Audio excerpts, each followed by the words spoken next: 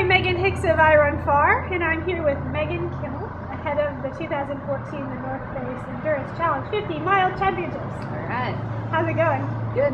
How about you? Pretty solid. Yeah, just enjoying this weather and a little bit of Mill Valley flooding today. Yeah, absolutely. Right out of your front door here. So there might be a car under the water over there. Hopefully not yours, because you are camping out in a camper van while you're here in California. How's that going? Oh, it's going great. It's kind of how I want my direction of my life to go in the next little while. So I'm just giving it a test run right now, and I'm really liking the freedom of being able to be wherever I want to be and go wherever I want to go. So does that mean maybe next summer we'll see you living on the road in a car? For a little bit, yeah. I'll still be holding down a job, I'm sure, but weekends, and yeah, part of it is to try to get out of flying so much and just to be able to take more time getting to races, and also spending more time where I am racing. Yeah, that seems like a definite bonus to having this camper van, as you've been doing some cool stuff around town the last couple of days. Absolutely. Yeah. But you never know where you'll park your wheels.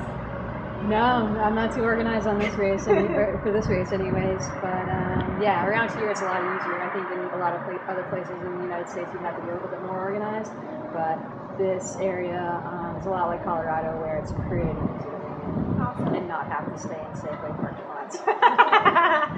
Let's not see Megan at the Safeway for the race. Yeah, I'd rather not. Okay, so you are known in the American sort of trail running community as a shorter distance specialist. You basically annihilated most short distance trail races in taken. I'm thinking of races in like the 20 to 40 K range, right? Yep.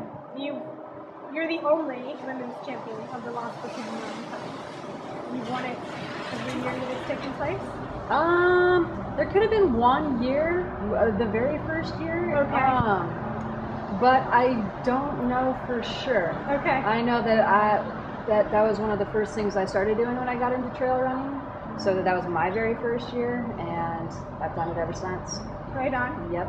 But yet you still seem to sort of toy with this ultra distance. This is your third visit to the North Face Endurance Challenge Championships, the 50-mile distance. Yeah. This is the only ultra you've run. Correct. Go big or go home with 50 miles and the most competitive one you can find every year? Absolutely. Is that really the mentality why you show up? Yeah, partially. If I'm gonna, well, I would have to say that over that is just this area. The first time I came out here, I'd never done a race in California before, and I was just looking to do a California race. I didn't understand why there wasn't more California runners, or like what the deal is in California, because to me it does seem like a lot like Colorado, where it should have a really pretty competitive running scene. So I'd also known about the North Face race since I started racing, and I was always drawn to it. Okay. Yeah, I mean, Marin County is gorgeous, if you ask me, especially with its contrast to Colorado, especially in December, where Colorado is cold and snowy, which I love.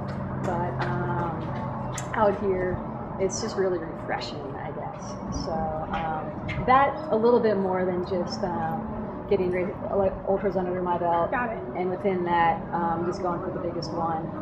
But I do think there's something to that. If I'm going to come out to the race, I would rather come out and be against a lot of really good competition than just go out to get an ultra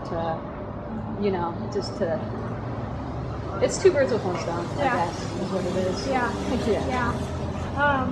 You're right, though, when you come from like the Rocky Mountain region out to here, it does feel so refreshing. Like green and moist and all of the oxygen of sea level, like it definitely gives off that vibe. You come from where you come from. Absolutely. Yeah. I noticed the amount of oxygen as soon as I walked outside from the airport. And, the green lushness is unbelievable.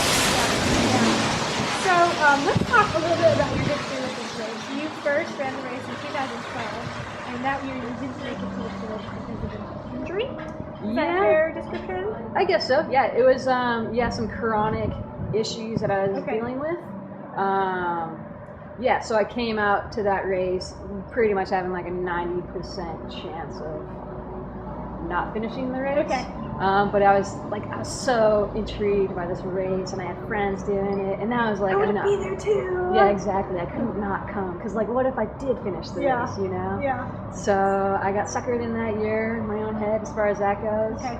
And it did end up that I had to stop about 5 miles short because my calves ended up seizing up to the extent that I was walking, and then that brought on, you know, not full on hypothermia, but enough at the next aid station that I was just done. Got it.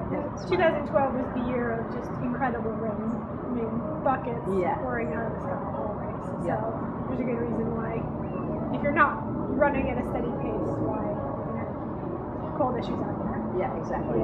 Once you stop running and you're just walking and you don't have your jacket with you, doesn't feel so good anymore. Yeah, that warm 50 degrees turns to like really cold 50 degrees quick. Okay, so 2013, last year, that was your second try at this race, your second ultra. You made it to the finish line inside the top 10. Yeah. Yeah. So talk about your experience of finishing an ultra and sort of like putting that one in the books. Yeah, that was certainly my only goal for that race. Okay. Was to actually finish the ultra. And so that was a huge accomplishment, yet I knew I had a lot of work to do to improve on where I wanted to be as a runner doing ultra races. Okay. So you're back now after another season of shorter distance night running. You annihilated the loss between Mountain Cup here in America again. And you just ran about a month ago the Moab Trail Marathon in just a super fast time on a gritty course. Yeah, it is a gritty course. Yeah. So what's your mentality going into this race this year? Having, you know, you said last year you were glad to finish, but you think there's more there for you. Are you going to be looking for a higher places this year, or what's your hope? Yeah, I mean, in all honesty, I kind of just hope I finish again. Okay. But yeah, you know, and if I am to finish again, I think finishing at a higher place would be pretty easy. I was definitely fairly crippled last year as well. So yeah, and it's really hard to break the racer mentality of like wanting to do well. So